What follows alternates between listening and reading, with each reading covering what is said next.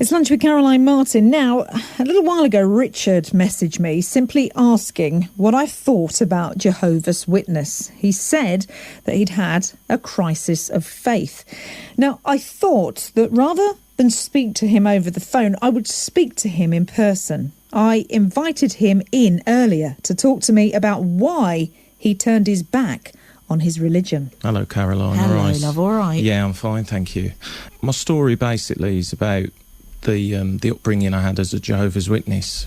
I was raised as a Jehovah's Witness from the age of 6 up until, and I stayed in the faith up until I was 27. I actually got married to a Jehovah's Witness, had a child with her, and after 2.5 years, the marriage broke down. Part of the reason why it broke down was because I had decided that I didn't want to be no part of the faith anymore. There was a lot of things that had come up that obviously it made me feel uncomfortable.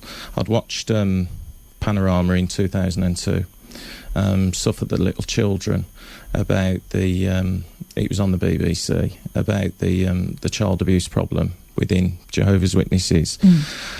Conscious-wise, I didn't feel that it was right for me to continue carrying on in the faith after that. I felt uncomfortable about it. Obviously, I'd expressed my doubts to who I was with at the time. All her family were Jehovah's Witnesses. In 2007, we split up, and a large part of the reason for that was down to the fact that she had told her family that I no longer wanted to be part of the faith. Now, I lost contact with my daughter for 10 months. I was faced with domestic violence allegations. I had to take it through the courts. During this time, I had no support of the Jehovah's Witness community whatsoever. They viewed that me taking it down a legal route was something you don't do to other witnesses. It's something that we deal with in-house. After 10 months, at the end of 2007, I was scheduled to go to court to a fact-finding hearing. And on the day of the hearing, all the allegations against me were retracted by my ex-wife and by my ex-wife's family. I spent 12 months then in a contact centre seeing my daughter. I mean, the last time I'd seen her, she was 10 months old. When I saw her again, she was coming up to 2, and she didn't even know who I was. That must have been heartbreaking. It was. And that I was being watched and supervised because of these allegations. Even though they'd been dropped, the question mark was still hanging above my head. I had a relationship in a contact centre for 12 months with my daughter. My daughter started to come and stay with me, but every time she came to visit me, she would be talking about Jehovah's Witnesses and about the faith. Now, bearing in mind, my ex-wife is no longer a Jehovah's Witness, but the family still are. Right. My daughter still comes to my house and says to me, "I'm worried about you, Daddy, because you're going to die." And I say, "Well, where have you got that from?" "Well, in the Bible it says that Jehovah is going to kill all people who are not one of his people." And she'd say a family had told her that. And that obviously was hard. And I did try to explain to her. But it's very difficult with a 7-year-old to explain all the ins and outs and all the reasons why I no longer wanted to be part of that organisation, along with the problems between me and her mother. Obviously, I moved on with my life and I met somebody who wasn't a Jehovah's Witness, who I'm with now, and I've been happy with her for 5 years. And we've got our 3-year-old son. But obviously my daughter would come, she would make references to the religion, she would get distressed over the fact that she thought that I was going to die. I had comments come back to me, this person said you're evil, that you're sick. Do you feel like she's being brainwashed? Yeah, I do. And you say that your ex-partner, her mum, is no longer a Jehovah's Witness. No. I mean, what's the relationship like between you and her? We don't have any contact? No. So I just wonder if do you know why she's no longer a Jehovah's Witness? She met her current partner, who was not a Jehovah's Witness, and she moved 100 miles away to be with him, with my daughter. Right. Yeah, but obviously her family visits, they have a lot of influence over my daughter. They take her, when she goes to visit them, they take her to Jehovah's Witness meetings, even though I've requested for them not to do that. They've done that. These things have stuck in my daughter's head. Now, recently, my daughter has become that distressed and upset because of all the things that have been said about me, and I'm having to keep correcting it. It has made my daughter that uncomfortable now that she doesn't want to come and see me. I've had to say, that's fine, I'm going to leave it at that, because I don't want to cause her any stress or upset.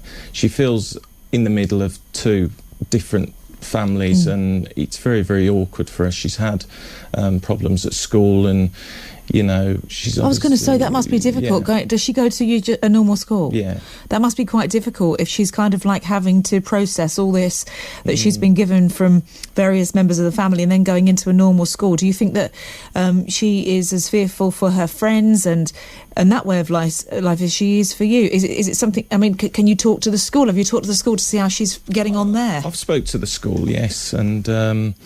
they've just said that they would keep an eye on her. I don't think she stopped from celebrating birthdays and Christmas, and this is the confusing thing for her, because she enjoys Christmas, she enjoys birthdays, but there was a time where she would say to me, I'm not allowed to celebrate them. I would then contact her mother through text message and ask why. She would say, I don't know why that's been said. With all the different facets going on, it makes it confusing for her to know exactly where she is with regard to Christmas and birthdays, with regard to what's going to happen to people. Let's talk about what it is to be a Jehovah's Witness, all right? Because there are going to be people that, you know, we know they come knocking at the door, and, you know...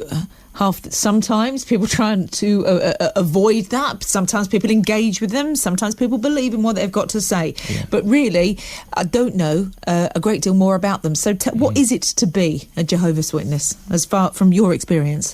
You've got to be expected to do door-to-door work that is... You know, it's not voluntary, it's mandatory, it's compulsory that you have to do that. You've got some witnesses that will do, they're viewed as pioneers, they'll spend anything up to like 50, 60 hours a month doing the full-time door knocking. Once you get baptised as a Jehovah's Witness, and I got baptised when I was 16, they then have got control over your life, and if you do anything wrong or... get disfellowshipped, excommunicated, you are cut off from all your friends and family. They are all told that they're not allowed to speak to you, because all you will do is poison and bring them down as well. Obviously, you're expected to attend 3 meetings a week. There's annual conventions at different football stadiums throughout the UK for 3 days, which are about 8-9 hours a day. That you're expected to attend those. Even if you work, they expect you to book the day off to attend that. And obviously to stay within the community of people who are also Jehovah's Witnesses, to stay within that place. They view themselves as no part of the world, and not to really build up friendships with people like outside, because they view people outside as going, again, like what I said about my daughter, who are going to die when Armageddon comes, which they believe they're going to survive Armageddon. The rest of the world is going to be wiped out, and they're the only people that are going to still be here. OK, but yet still they'll go out every so often and try and convert other people to their beliefs. They view it that they're saving their lives by doing that, and that it's a requirement, obviously, as a Jehovah's Witness, to go out and save people's lives by knocking on doors. They believe that they're doing God's will. Fair enough. Well, you know, each to their own. I'm not going to criticise anybody's religion if that's what they absolutely believe in. And what else? I mean, you hear stories of if something happened to one of them, they would accept no blood. Is this true? Yes, it's true, yeah. If something were to happen, God forbid, to one of their children, and that child could be saved by having a blood transfusion... They would say no. Yeah. You see, that I can't get my head around, because you would do anything for your children, wouldn't you? But again, it's their belief. So what... I mean, I know that you watch this Panorama programme, you watch the Panorama show, but prior to that, there must have been more things that were niggling you. When did the first doubts set in? What did you witness to make them set in? I think, obviously, you go to meetings on a Sunday... they have the Watchtower and the Awake magazine. They do a study from the Watchtower, and often it would be about how you should be living your life, what TV programmes you watch on television. It went even as far to what music you could listen to. what friends you could have. And it even got to a point where they were even dictating to people, married couples, what they could do in the bedroom. That's how far it went. No. Yeah. Okay, so the one place that you think you'd be completely, alone and beyond any kind of criticism or critique, if you like, they were on that. I'd say this was the issue. There was people that I found who were saying one thing and doing another. And in other words, there was a lot of hypocrisy that went on. That did niggle me. That niggled me for a long time. All I was told was if I went to the elders with any of these issues that, I'm not happy this person's doing this, surely that can't be allowed. It was like, you need to work on your spirituality, you need to study more, and you need to pray more, and all these feelings, because if you're letting these doubts come into your head, that's the devil doing that to you. But these things continued to happen, and I still felt that things were not being done properly. Obviously, with regard to adultery, if somebody commits adultery within Jehovah's Witnesses, they're supposed to be disfellowshipped, removed, both of them. But you have a 12-month period then. So you can basically commit adultery on your wife. Say you're a Jehovah's Witness couple. You could meet another Jehovah's Witness in the same congregation, right. Start an affair with that person. Both you and that person then will be disfellowshipped. Your wife, who you've got, will divorce you, and then you can remarry. The one that you've had the affair with? Yeah. Right. And then after 12 months, they will reinstate you into the congregation. So all is forgiven? All is forgiven. Right, okay. Okay. What did other people... I mean, you've got your opinions now about your daughter. When you see your daughter, how she's being brought up, how did other people that weren't Jehovah's Witnesses, perhaps in the workplace, how did they regard you?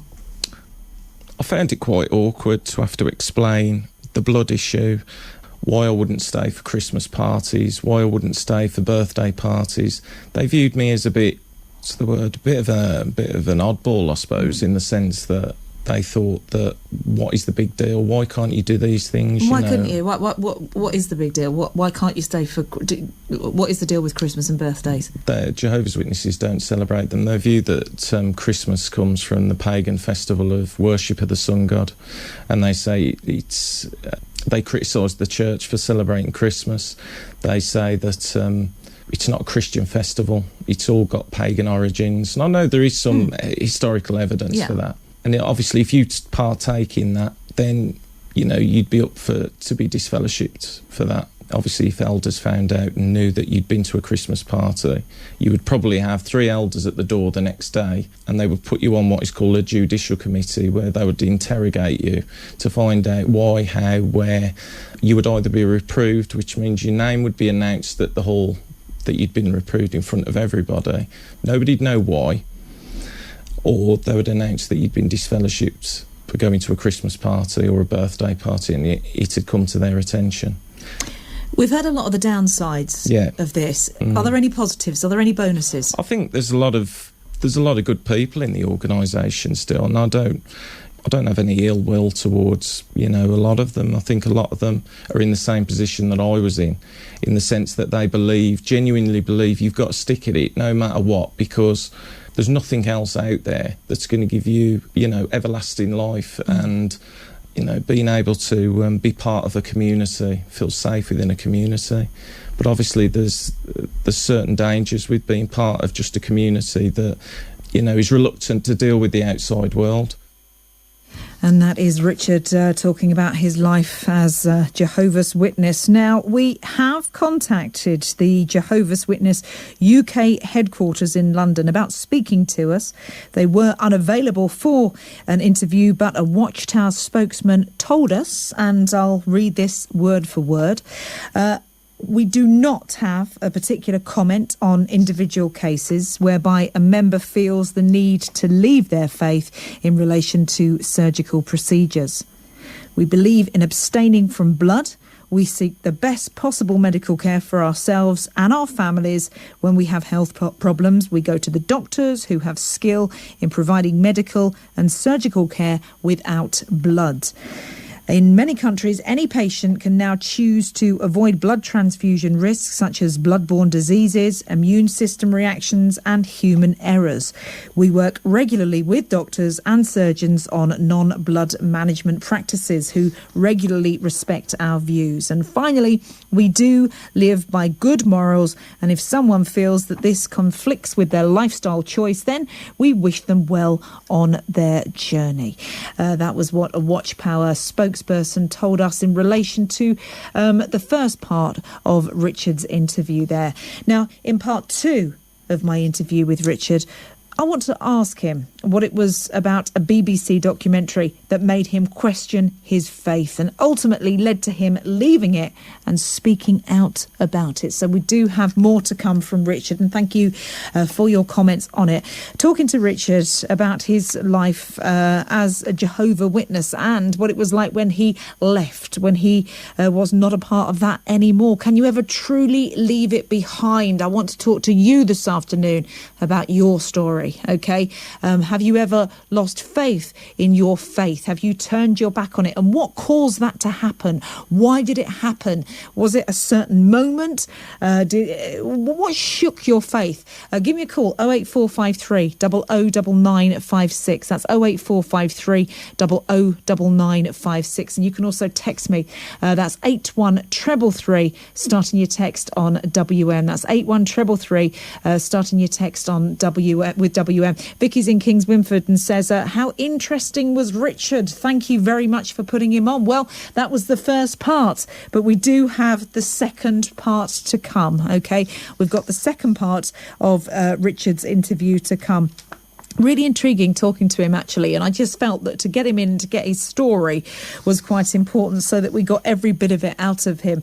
But you know what, if you are a Jehovah's Witness and you want to come on and have your say, perhaps you're thinking to yourself, do you know what, this is rubbish, this isn't how it is for us, then come and have your say. We want to speak to you as well, all right? You know, we've got the time to talk to you this afternoon, 08453 009956. Right, it's Lunch with Caroline Martin. Let's check out the travel with Vicky.